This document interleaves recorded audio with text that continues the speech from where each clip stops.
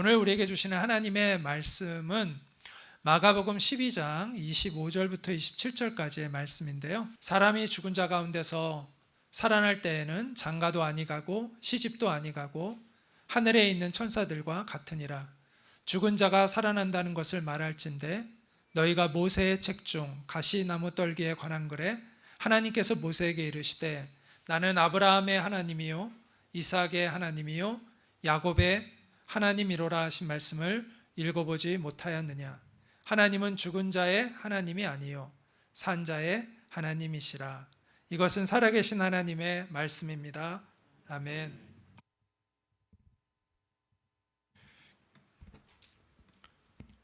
네, 오늘 예수님과 종교 지도자들의 공방이라는 제목으로 계속해서 마가복음 시리즈 설교를 이어가도록 하겠습니다. 오늘날 비즈니스 환경에서 정말 치열하죠. 이 환경 가운데서는 과거의 적이었던 사람들이 이렇게 협력하고 하는 일들이 많이 있습니다. 자기들의 그 경쟁력을 유지하기 위해서 또 독점적인 그러한 지위를 유지하기 위해서 경쟁자들과 협력하는 일들이 빈번하게 일어나는데요. 항공기 제조업체인 보잉과 록히드 마틴도 서로 사활을 걸고 서로 경쟁을 하다가 전투기 개발 사업을 위해서 협력을 하게 돼서 만들어진 게 F-22 랩터 스텔스 전투기인데요. 1997년에 처음 그거를 이제 초도 비행이라고 하는데 초도 비행을 하고 양산을 했습니다. 굉장히 오래됐죠. 상당히 오래전에 됐는데 여태까지도 절대적 우위예요. 이 능가하는 비행기가 아직 없어요. 90년대 후반에 개발을 했음에도 불구하고 아직까지 경쟁자가 없는 압도적인 우위의 그러한 절대적인 강자입니다. 2019년부터 삼성 스마트 TV에 애플 아이튠즈 스트리밍 서비스를 결합을 시켰습니다. 여러분도 알다시피 삼성과 애플은 서로 굉장한 경쟁 업체인데도 불구하고 서로 협력을 하는데 TV에는 하드웨어에 삼성이 강점이 있잖아요. 반면에 아이튠즈 이 프로그램은 애플의 이제 프로그램인데 이게 넷플릭스 비슷한 거예요. 그러니까 여기는 이제 소프트웨어가 강하잖아요. 그래서 둘이 서로 결합을 해서 서로의 강점을 살리는 거죠. 그래서 현재 계속해서 이렇게 둘이 컨텐츠가 삼성 스마트 TV에 애플 컨텐츠를 싣고 있습니다. 이처럼 생존을 위해서라면 경쟁자들이 서로 협력하는 소위 적과의 동침이 비즈니스 세계에서 일반적으로 되어가고 있습니다. 근데 오늘 본문에 등장하는 바리새인들, 헤롯 당원들, 그다음에 사두개인들, 이들은 모두는 사실은 굉장히 서로 다른 집단임에도 불구하고 공통의 목표를 향해서 지금 결합하고 있습니다. 그들의 공통의 목표는 뭘까요? 바로 예수님을 대적하는 것입니다. 그래서 마가복음 12장 13절부터 27절에 큰 흐름이 두 가지의 이야기가 나오는데 하나는 로마 정부의 세금을 바치는 문제를 다룬 내용이 나오고요. 부활의 문제를 다루는 내용이 나옵니다.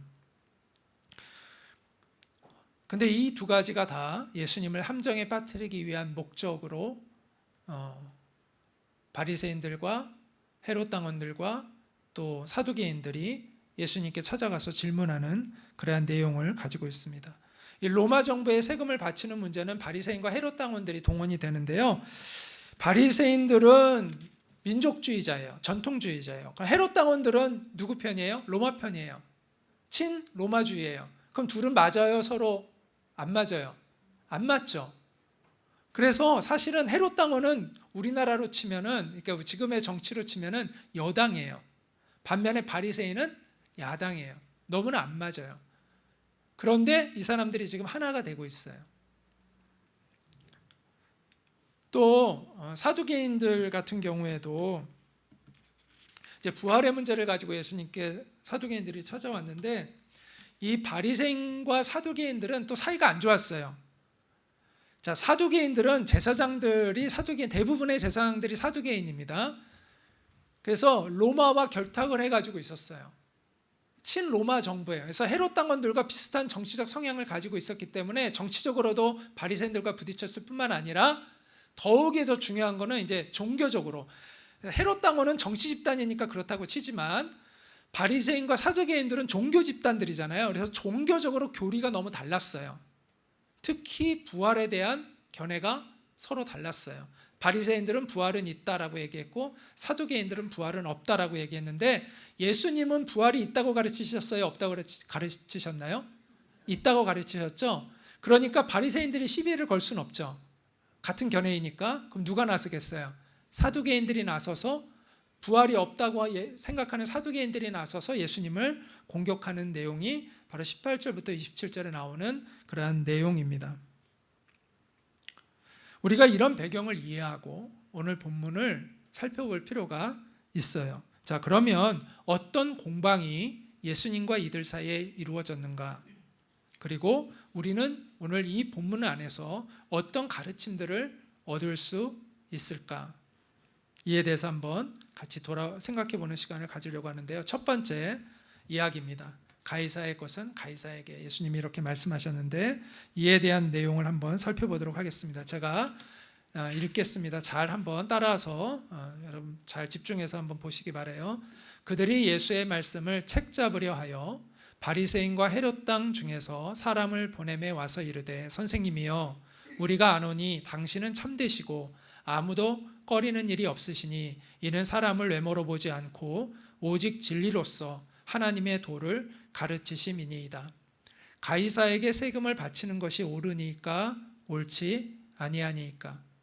우리가 바치리이까 말리이까 한데, 예수께서 그 외식함을 아시고 이르시되, 어찌하여 나를 시험하느냐?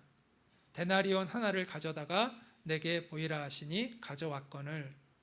예수께서 이르시되, 이 형상과 이 글이 누구의 것이냐? 이르되 가이사의 것이니이다. 이에 예수께서 이르시되, 가이사의 것은 가이사에게, 하나님의 것은 하나님께 바치라 하시니 그들이 예수께 대하여 매우 놀랍게 여기더라. 자, 서기관과 바리새인들과 헤롯 당원들이 처음에 와서 예수님을 칭찬하는 말을 합니다. 예수님은 진실하고 의로우십니다. 예수님은 하나님의 진리를 바르게 가르치는 분입니다. 라고 입바른 소리를 하죠. 그런데 이것은 진실이 아니죠. 음흉한 계략을 숨기는 그러한 이야기입니다. 그들의 목적은 13절에 나오는 대로 책 잡으려 하여 라고 되어 있는데 여기에 담겨 있는 거죠. 여기서 이 책 잡다에 해당하는 헬라어는 아그리오라는 단어인데, 이것은 덫을 놓아서 사나운 짐승을 잡다라는 뜻을 가지고 있습니다. 그들은 예수님을 파멸시킬 덫을 가지고 예수님께 온 것입니다. 그들이 예수님을 함정에 빠뜨리기 위하여 덫이 되는 질문을 던졌는데 그 질문이 바로 이거죠. 우리 같이 한번 읽어볼까요? 시작. 가이사에게 세금을 바치는 것이 옳으니까 옳지 아니하니까? 우리가 바치리이까 말리이까? 당시 유대인들은 로마 정부에 세금을 많이 내고 있었는데요. 일단 토지세가 있었어요. 그래서 거기에서 농산물은 세금을 바치는데 곡식은 10분의 1, 과실은 5분의 1, 적지 않죠. 그걸 바쳐야 했어요. 이게 속주국이라서 그래요. 로마인들은 그런 세금을 안 냈는데 속주국들은 다 이 세금을 냈습니다. 그래서 이걸 속주세라고도 얘기했어요. 또 모든 사람이 소득의 1%를 내는 소득세가 있었어요. 그리고 14살 이상의 남자, 그리고 여자들은 이제 12살 이상부터, 이제 그때는 그걸 성인이라고 봤던 것 같아요. 그래서 그들에게는 인두세라고 해서 일정 연령 이상이 되는 사람에게 부과된, 오늘날 우리가 다 주민세라는 걸 내잖아요. 그것처럼 세금을 냈어요. 그 세금은 이제 한 데나리온, 하루의 임금치, 하루의 임금을 한 데나리온을 냈습니다. 그 외에도 뭐 다양한 세금이 있었어요. 뭐 통행료도 있었고 관세도 있었고 뭐 여러 가지 세금들이 있었습니다. 자, 유대인들은 그 세금 내는 걸 싫어하죠.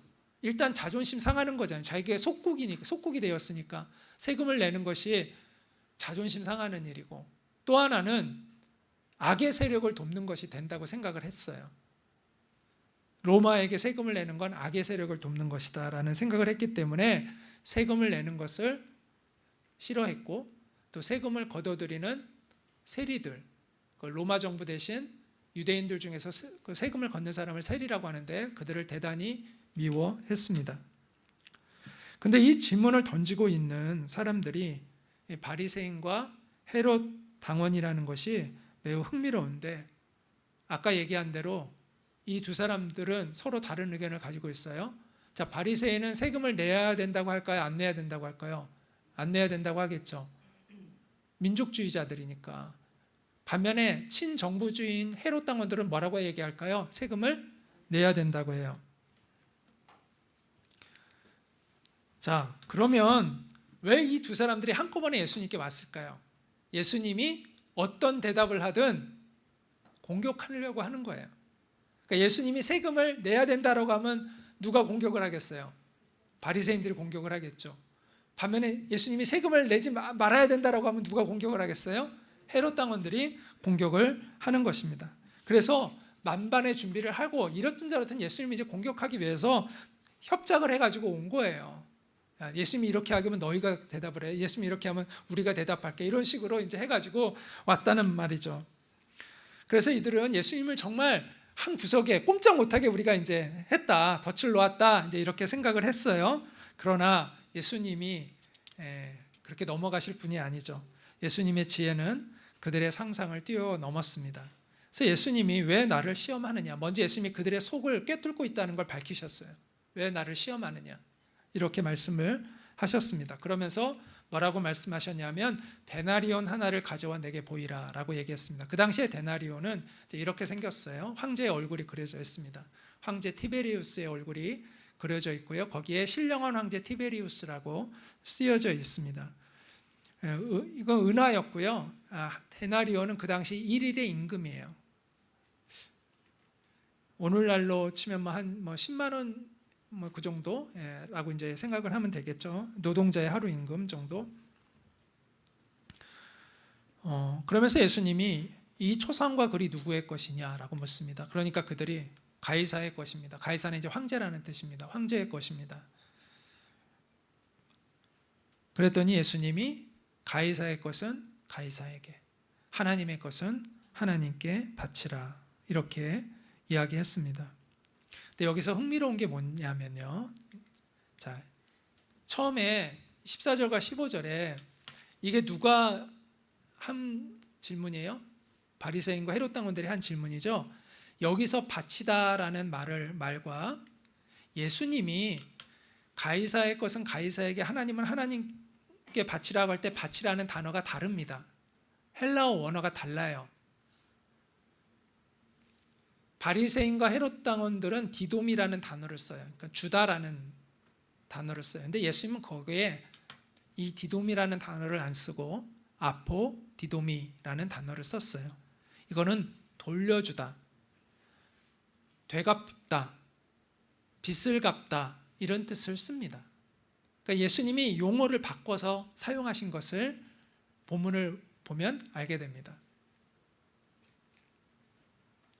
그래서 예수님은 이렇게 얘기하고 있는 거죠.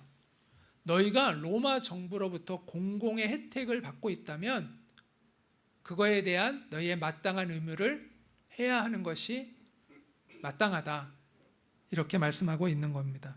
자, 로마로부터 너희가 도로를 제공받고 식수를 제공받고 치안의 혜택을 받고 이런 것들을 받고 있다면 거기에 합당한 세금을 내는 것이 맞는 것이다 라고 말씀하고 있는 거죠. 그러니까 다시 말해서 정치적인 문제로 질문을 던졌는데 예수님은 거기서 싹 피해서 시민의식의 문제로 이거를 끌어내서 대답을 하신 거예요. 그러니까 정치적인 문제화 시켜서 이걸 질문을 던졌는데 예수님은 시민의식의 문제로 이거를 돌려서 대답을 하신 것입니다. 이 허를 찌르는 예수님의 대답에 그들이 놀랐습니다. 그래서 마가가 바리새인과 헤롯 당원들이 매우 놀랐다고 얘기하는데 이것은 굉장히 이례적인 진술입니다. 보통은 대중들이 놀라거든요, 예수님의 가르침에. 그 대신 이제 바리새인들은 씩씩거리죠. 그런데 여기 본문에 보면은 그들이 놀랐다고, 그들도 놀라워했다고 이야기하고 있습니다. 그만큼 그들의 말문이 막힌 거죠. 우리는 예수님의 이 말씀, 가이사의 것은 가이사에게, 하나님의 것은 하나님께, 이 말씀을 이원론적인 사고의 틀로 이해하면 안 돼요. 자, 무슨 말이냐면, 예수님이 이렇게 말씀하시지 않았냐? 세상 일은 세상 일, 하나님의 일은 하나님 일, 이렇게 생각하면 안 된다는 거예요. 예수님의 말씀을 이렇게 이해하면 안 된다는 거예요. 세상에서는 세상의 원리로 살고 교회 안에서는 하나님의 원리로 살라는 말씀으로 이해하면 돼요, 안 돼요? 안 된다는 거예요. 만약 그렇게 받아들인다면 이것은 예수님이 말씀하신 진리를 왜곡하는 거예요. 우리가 성경을 해석할 때는 성경의 이 전체적인 흐름 안에서 그것이 무엇을 의미하는 걸 봐야지, 이것만 딱 생각하면 잘못 오해할 수가 있어요. 그래서 이것도 전체적인 예수님의 가르침 안에서 이 말씀을 이해해야 이 진리를 알 수가 있는 거거든요. 먼저 우리는 가이사의 것은 가이사에게, 하나님의 것은 하나님께, 이렇게 말씀하신 것은 일단 예수님이 그 공격으로부터, 자기를 덫으려고 하는 공격으로부터 피하시는 지혜로운 말씀이라는 걸 우리가 또 이해할 필요가 있어요. 첫째는. 자, 또 하나 바리새인들과 헤롯 당원들은 가이사에게 바치는 것과 하나님께 바치는 것을 양립할 수 없다고 규정하고 질문하는 것이죠. 양립할 수 없다고 생각하고 질문했어요. 그런데 예수님은 양립할 수 있다고 말씀하셨어요. 그럼 이 양립한다는 의미는 뭐냐? 세상은 세상의 원리대로 살고 하나님, 교회에서는 교회의 하나님의 원리대로 살라고, 그런 양립을 얘기하시는 것이 아니라는 거예요. 이걸 우리는 어떻게 성경의 관점에서, 예수님의 전체적인 가르침의 관점에서 예수님의 이 말씀을 어떻게 우리는 받아들이고 여기에서 교훈을 끌어내야 할까? 바리새인들과 헤롯 당원은 양립할 수 없다고 얘기하는데 예수님은 양립할 수 있다, 양립해야 한다라고 말씀하고 있다라는 거예요. 그럼 그 의미는 뭘까? 너희가 세상에서도 너희의 의무를 다하라는 것입니다. 세상에서 죄져도 된다라는 이런 말씀이 아니라 오히려 너희가 세상에서 세상의 의무를 다해야 한다, 본이 되어야 한다, 이런 말씀으로 이해해야 한다는 것이죠. 하나님을 섬기는 사람은 세상의 의무도 성실히 할 줄 알아야 한다. 하나님을 핑계로 해서 세상의 일들을 등한시하는 사람이 되어서는 안 된다.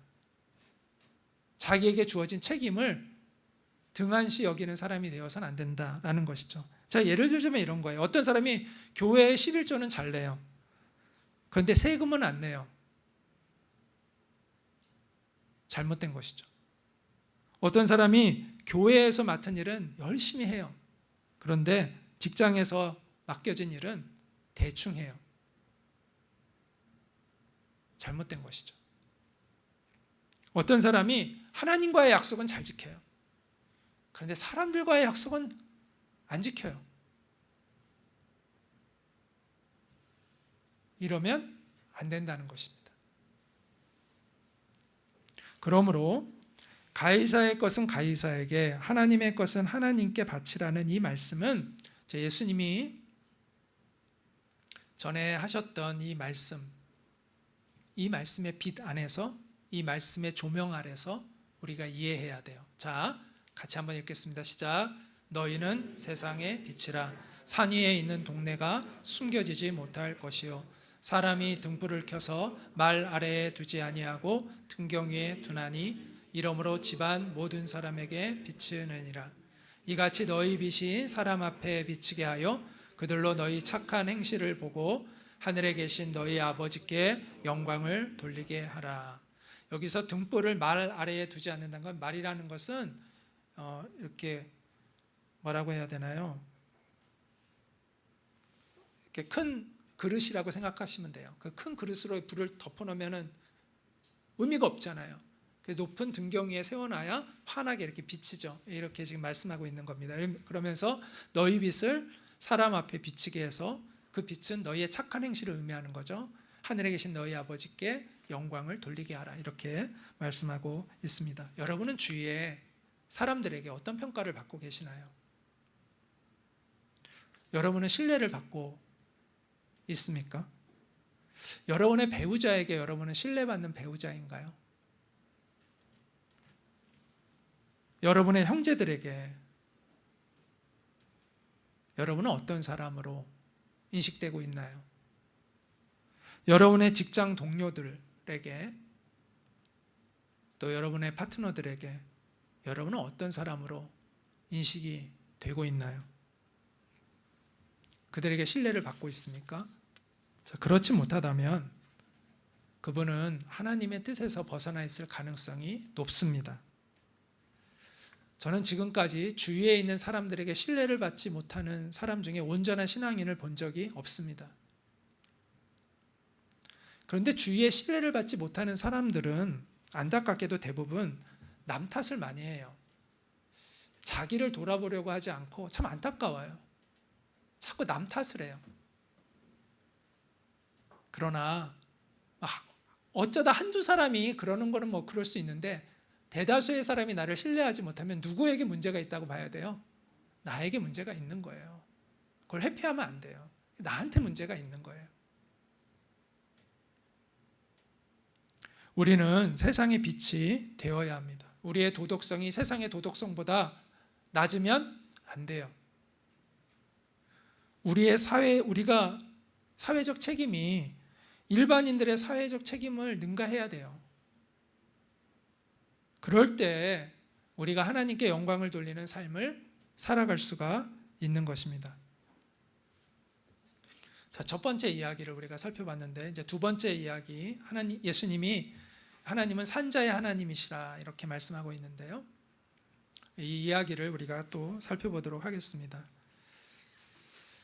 자, 이번엔 사두개인들이 등장합니다. 자, 제가 읽겠습니다. 부활이 없다 하는 사두개인들이 예수께 와서 물어 이르되 선생님이여 모세가 우리에게 써주기를 어떤 사람의 형이 자식이 없이 아내를 두고 죽으면 그 동생이 그 아내를 취하여 형을 위하여 상속자를 세울지니라 하였나이다. 그러니까 이제 형수와 결혼을 해서 자식을 낳게끔 되어 있다라는 거예요.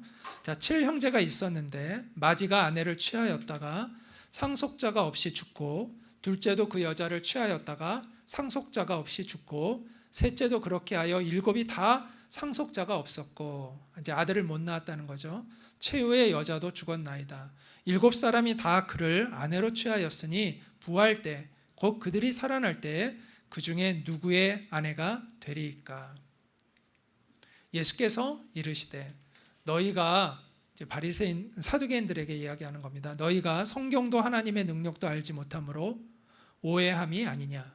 사람이 죽은 자 가운데서 살아날 때에는 장가도 아니가고 시집도 아니가고 하늘에 있는 천사들과 같으니라. 죽은 자가 살아난다는 것을 말할진대 너희가 모세의 책 중 가시나무 떨기에 관한 글에 하나님께서 모세에게 이르시되 나는 아브라함의 하나님이요 이삭의 하나님이요 야곱의 하나님이로라 하신 말씀을 읽어보지 못하였느냐. 하나님은 죽은 자의 하나님이 아니요 산 자의 하나님이시라. 너희가 크게 오해하였도다 하시니라. 사두개인들은 BC 2세기에 형성된 제사장들을 중심으로 한 그러한 집단이었습니다. 종교적 집단이라고, 정치 집단이기도 했지만 종교적 집단에 더 가까웠다고 할 수 있는데 제가 좀 약간 그 부분을 좀 잘못 쓴 것 같아요. 그래서 이들은 친로마 성향이었고 또 다른 전통은 무시했고 모세의 오경만 중심으로 생각을 했어요. 바리새인들은 반면에 유전으로 내려오는 그 많은 전통을 중요시 여겼어요. 그런데 사두개인들은 뭐만 중요시 여겼다고요? 모세 오경만, 창세기, 출애굽기, 레위기, 민수기, 신명기에 나오는 그 율법만 중요시 여겼습니다. 그리고 부활과 영생과 천사의 존재를 부정하고 있었습니다.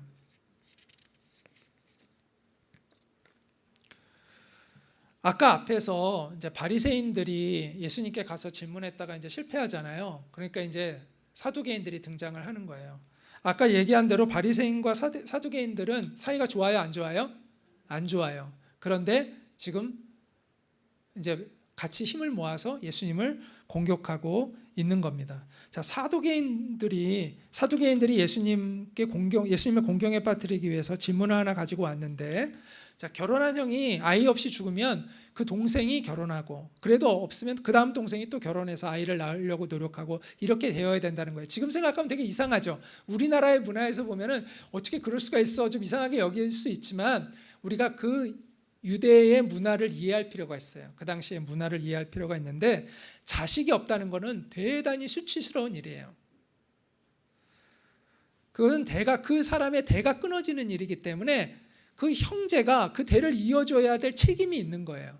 그리고 또 하나, 홀로 남은 여인에게는 남자가 없으면 아들이 없으면 노후 보장이 안 돼요.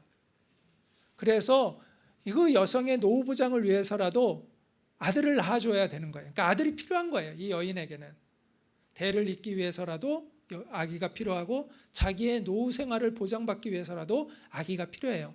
그래서 이것이 율법에 정해져 있어요. 이것이 그들에게는 의로운 일이에요. 우리는 지금 생각하면 이상하게 여기지만 그 당시 그것은 그들의 의무였다는 것이죠. 그래서 사두개인들은 이 규정에 입각해서 7 형제의 사례를 듣는데, 7명이 다 아이 없이 죽었어요. 그럼 나중에 부인은 한 명인데 남편은 7이잖아요. 그러면은 이 사람은 누구의 아내가 돼야 됩니까? 라고 질문하는 거예요. 그러니까 이게 부활한다는 게 말이 안 되지 않습니까? 부활하면 이런 곤란한 문제가 일어나는데 어떻게 하려고 부활을 한다고 얘기합니까? 지금 이런 이야기를 지금 하고 있는 거예요. 예수님은 그들에게 이렇게 대답하시죠. 너희가 성경도 제대로 모르고 하나님의 능력도 제대로 몰라서 오해하였다. 이렇게 얘기하셨습니다. 그러면서 사람이 죽은 자 가운데서 살아날 때는 장가도 안 가고 시집도 안 가고 하늘에 있는 천사들과 같다라고 이렇게 말씀을 하셨어요. 우리가 천사가 된다는 것이 아니라 천사처럼 된다고 이야기하고 있습니다. 그래서 천사는 장가가고 시집 가는 게 없잖아요. 그런 면에서 천사와 같이 된다는 거예요. 그래서 예수님은 부활한 이후에 우리의 형체와 삶이 이 땅에서의 지금의 삶과는 다른 차원이라는 것을 말씀하고 있습니다. 그러면서 예수님은 제사장들이 가장 권위 있게 여기는, 사두개인들이 가장 권위 있게 여기는 성경이 뭐라고요? 모세 오경이라고 말씀을 드렸죠. 그 모세 오경의 출애굽기에 나오는 말씀을 가지고 그들을 반박합니다. 하나님이 모세에게 나타나서 이렇게 말씀하지 않았느냐. 모세가 떨기나무에서 하나님을 만날 때 나는 아브라함의 하나님이요 이삭의 하나님이요 야곱의 하나님이로라, 이렇게 하나님이 말씀하시지 않았느냐. 그러면서 무엇에 주목하라고 하셨냐면 동사의 시제예요. 자, 동사의 시제가 지금 무슨 형태예요? 과거의 현재예요. 현재죠. 나는 아브라함의 하나님이었고 라고 안 하잖아요. 나는 이삭의 하나님이었고 라고 안 한단 말이에요. 나는 야곱의 하나님이었다라고 말씀하시지 않고 나는 지금 아브라함의 하나님이다. 나는 지금도 이삭의 하나님이다. 나는 지금도 야곱의 하나님이다. 이렇게 현재형을 쓰셨다는 거예요. 현재형을. 그러면서 이런 결론을 내렸습니다. 같이 읽겠습니다. 27절 시작. 하나님은 죽은 자의 하나님이 아니요 산 자의 하나님이시라. 이렇게 말씀하고 있습니다. 오늘날도 사두개인처럼 부활을 비이성적인 사건으로 이해하고 있는 사람들이 많죠. 그런데 성경은 부활할 것이라고 말씀하고 있고, 또 우리가 모두가 부활해서 하나님의 심판대 앞에 서게 될 것이라고 말씀하고 있습니다. 계몽주의로 촉발되어진 그 근대주의 시대에 이제 성경은 낡은 책이다, 비과학적인 책이다. 그래서 이 성경의 허구성이 곧 드러날 것이다라고 많은 그런 무신론 지식인들이 그렇게 주장을 했습니다. 그런데 오히려 놀랍게도 과학이 발달하면 발달할수록 성경의 진리가 훼손되는 것이 아니라 오히려 입증되는 추세로 가고 있어요. 신약 성경의 베드로 후서 3장 8절에 2000년 전에 베드로가 성경에 이렇게 적었잖아요. 죽게는 하루가 천년 같고 천년이 하루 같은 이 한 가지를 잊지 말라. 예전에는 이 시간의 상대성에 대한 이 이야기가 그냥 문학적인 표현일 뿐일 거라고 생각을 했습니다. 그런데 20세기에 아인슈타인에 의해서 시간의 상대성이 증명되죠. 여러분 뭐 잘 알겠지만 시간은 속도와 중력에 의해서 달라집니다. 속도가 물체의 속도, 움직이는 속도가 빛의 속도에 가까울수록 시간은 천천히 흐릅니다. 그리고 중력이 강하면 강할수록 시간은 천천히 흐릅니다.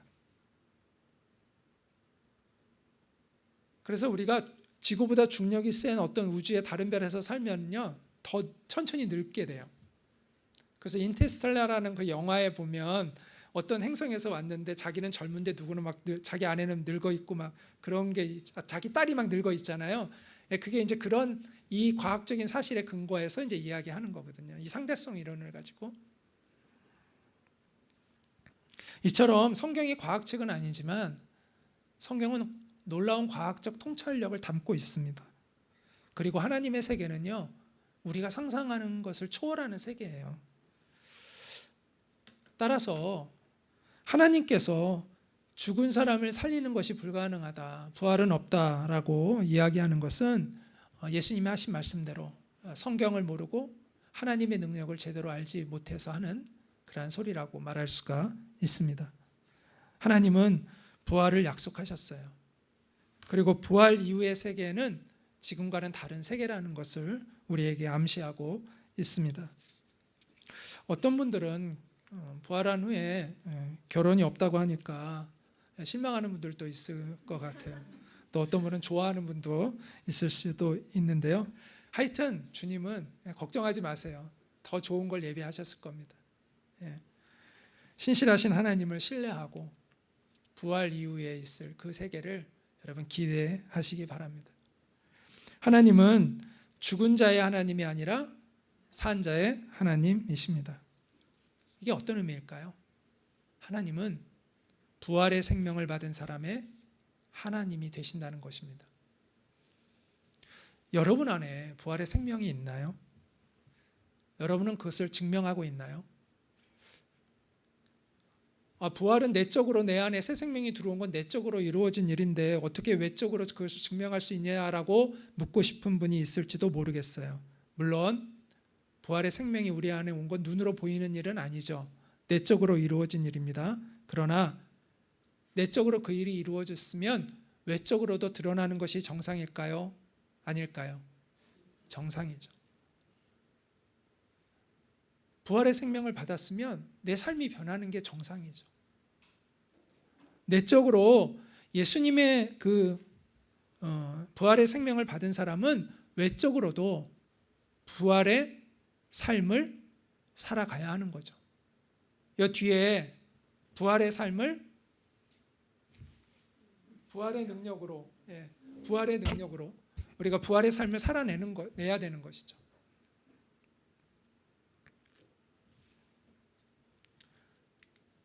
바로 갈라디아서 2장 20절에 있는 말씀이 바로 그걸 얘기하는 거예요. 같이 한번 읽어볼까요? 시작. 내가 그리스도와 함께 십자가에 못 박혔나니 그런즉 이제는 내가 사는 것이 아니요 오직 내 안에 그리스도께서 사시는 것이라.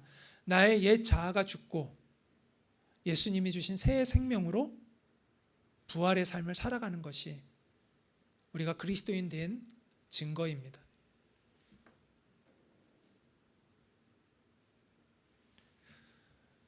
여러분 안에 예수님의 생명이 있으면 여러분의 삶이 바뀔 수밖에 없습니다.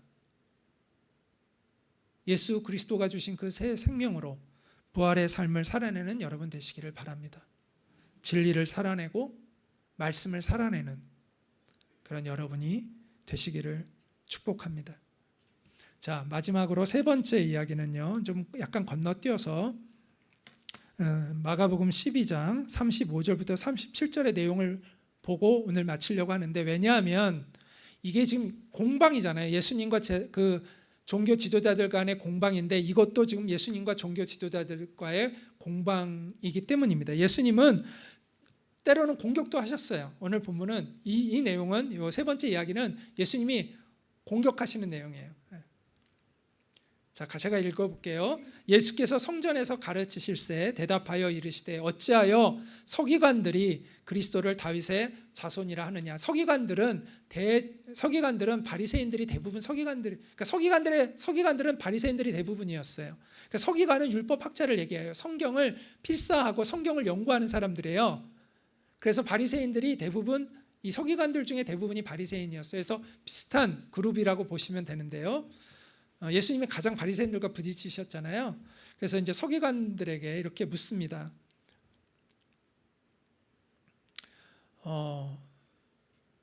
너희는 왜 그리스도를 다윗의 자손이라고 말하느냐? 다윗이 성령에 감동되어 친히 말하되 주께서 내 주께 이르시되 내가 네 원수를 네 발 아래에 둘 때까지 내 우편에 앉았으라 하셨도다 하였느니라. 다윗이 쓴 시편에 나오는 내용을 이제 인용한 겁니다. 자, 그러면서 다윗이 그리스도를 주라 하였은즉 어찌 그의 자손이 되겠느냐 이렇게 하시니 많은 사람들이 즐겁게 듣더라. 이 질문에 그들이 대답을 잘 못했다는 거죠. 서기관들이. 그리고 그 주위에 있는 사람들이 즐겁게 들었다고 이야기를 하고 있습니다. 자, 서기관들, 바리새인들은 메시아가 다윗의 자손이라고 이렇게 가르쳤는데 물론 다윗의 자손이죠. 그건 뭐 그 말 자체가 틀린 건 아니에요. 근데 여기서 지금 예수님이 하고 있는 그 포인트는 뭐냐면은 단순히 한 인간으로서 다윗의 자손이 아니라는 거예요. 자, 이 바리새인들은 어떻게 생각했냐면 예수님을 다윗의 자손으로 그리고 위대한 왕으로 그래서 다윗 왕국을 건설하는 영웅처럼 생각을 했어요. 그런데 하나님이라고는 생각하지 않았어요. 메시아의 신성에 대해서는 생각을 안 했던 거예요. 메시아가 하나님이시라고까지는 생각을 못했어요. 그런데 예수님이 지금 그걸 이야기하고 있는 거예요. 그 지점을. 그러면서 메시아의 예언이 담긴 다윗의 시편 110편 1절의 말씀을 인용하는데 다윗이 성령에 감동되어 이렇게 말했다는 것이죠. 주께서 내 주께 이르시되 여기서 주는 누구고 내 주는 또 누굴까요? 지금 우리가 이제 깨닫게 되는 것은 하나님 아버지가 맨 처음에 주님이 되는 거죠. 주께서 하나님 아버지께서 내 주께 이르시되 예수님에게 이르시되 내가 내 원수를 네 발 아래에 둘 때까지 내 우편에 앉았으라 하셨도다. 예수님이 지금 하나님 우편에 앉아 계시잖아요. 그걸 지금 예언하고 있는 거예요. 이 내용을 다윗이. 그러면서 이제 예수님이 다윗이 그리스도를 주님으로 얘기하지 않았느냐. 그런데 어떻게 해서 예수님이 단순히 다윗의 자손에 그치겠느냐. 신성을 가지고 있다는 거예요. 메시아는 하나님의 아들로서의 신성을 가지고 있다는 거예요. 예수님이 이 말씀을 어디서 하셨다고요? 성전에서 하셨습니다. 거기에 당연히 성전에 서기관들이 많이 있죠. 그리고 군중들이 있었는데 서기관들은 말문이 닫혔고 군중들은 이 이야기를 듣고 즐거워했다고 이야기하고 있습니다. 일단 많은 사람들이 예수님의 이 말씀을 즐겁게 들은 건 좋은데 중요한 거는요. 즐겁게 듣는 차원에 그치는 게 아닙니다. 한번 따라 볼까요? 올바르게 반응하는 것이 중요하다. 네, 여러분 즐겁게 듣는 게 중요한 게 아니라 하나님의 말씀, 예수님의 말씀에 우리가 올바르게 반응하느냐가 중요합니다.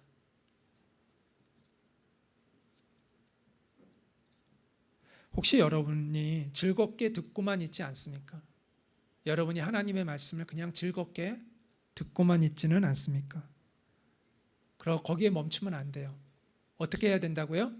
올바르게 반응해야 합니다. 예수님의 말씀이 선포되는 곳에는요, 양극단의 반응이 요구됩니다. 자, 무슨 얘기냐면 예수님이 정말 누구인가를 알게 되면 우리는 극단적인 반응을 하게 되어 있어요. 예수님의 통치를 받아들이고 예수님께 경배하든지, 아니면 예수님의 통치를 거부하고 예수님을 죽이도록 미워하든지, 둘 중에 하나의 반응을 해야 정상이에요. 유대 종교 지도자들은 어떤 반응을 했어요? 죽이도록 미워했습니다. 반면에 예수님의 제자들은 어떤 선택을 했어요? 예수님을 경배하고 그분께 자신의 인생을 온전히 다 맡겼습니다. 이게 정상이에요. 예수님은 우리 인생의 가장자리에 있을 수 있는 분이 아니에요. 예수님은 언제나 우리의 삶의 중심에서 결단을 요구하는 분이에요. 우리의 반응이 둘 중에 하나가 되어야 정상이에요. 예수님을 경배하고 그분께 전적으로 내 인생을 맡기든가, 아니면 예수님을 미워하고 예수님을 대적하든가, 둘 중에 하나가 정상의 반응이에요. 어떤 사람의? 예수님이 누구이신지를 아는 사람의, 예수님이 누구이신지를 바르게 듣고 있는 사람의 반응은 극단적이어야 하는 거예요. 그렇지 않다, 나는 어정쩡하다, 그거는 예수님이 뭐라고 말씀하셨는지를 아직 모르고 있는 거예요. 아직 감을 잡지 못하고 있는 거예요. 정말 알게 된다면 우리의 올바른 반응은 둘 중에 하나예요. 올바른 반응이라기보다는 우리의 정상적인 반응은 둘 중에 하나예요. 그 중에서 올바른 반응은 뭐가 되는 거죠? 예수님을 경배하고 그분께 내 인생을 의탁하는 거예요. 그게 예수님을 나의 주님으로 고백하는 고백이에요. 다윗이 예수님을 나의 주님이라고 고백했잖아요. 그 의미가 그런 거예요. 여러분에게 예수님은 누구이십니까? 정말 여러분이 예수님을 나의 주님으로 고백할 수 있기를 축복합니다. 그래서 예수님을 정말 사랑하고 온 마음을 다해서 여러분이 예수님을 경배하고 예수님께 여러분의 전 인생을 의탁하는 그러한 여러분이 되시기를 바랍니다. 자, 마무리하면서 하나님 나라를 위한 연합을 이루라라는 말씀으로 마무리하고자 합니다. 악한 사람들도요, 이렇게 보니까 힘을 모으는 걸 우리가 보잖아요. 바리새인들, 헤롯 당원들, 그 다음에 사두개인들, 제사장들의 집단인 사두개인들, 그런 위선적인 사람들도, 또 하나님을 대적하는 사람들도 힘을 모아가지고 일을 하잖아요. 그런데 선한 목적을 가졌다는 우리는 얼마나 연합을 하나요? 악한 연합을 이기려면 선한 연합이 있어야 되는데 우리는 과연 얼마나 연합을 잘 하고 있나요? 우리가 종말의 시대일수록 연합의 정신이 필요합니다. 우리가 하나님이 기뻐하시는 선한 연합을 도모해야 합니다. 기독교 진영 안에는 크게 복음주의와 은사주의가 있습니다. 저는 이 둘 중에 어느 편에 속한 것 같아요. 저는 복음주의에 속하는 사람입니다. 근데 어쨌든 이 둘의 관계가 과거에는 굉장히 이렇게 좀 대립적인 관계가 많았어요. 그런데 둘의 연합이 필요합니다. 저는 복음주의자이지만 은사주의자들을 적대시 여기지 않습니다. 그런데 복음주의와 은사주의 양쪽이 서로를 좀 이해할 필요가 있는데 너무 서로 이해를 못하는 경우들이 많은 것 같아요. 우리가 하나님의 나라를 열망하는 그 순수한 마음을 품고 또 상대방에 대한 이해와 존중의 정신이 있을 때 우리가 하나가 될 수 있다고 생각합니다. 복음주의와 은사주의는 크게 계시를 받는 방법이 좀 달라요. 좀 차이가 있어요. 완전히 다른 건 아닌데 이제 무게 중심이 조금 차이가 있어요.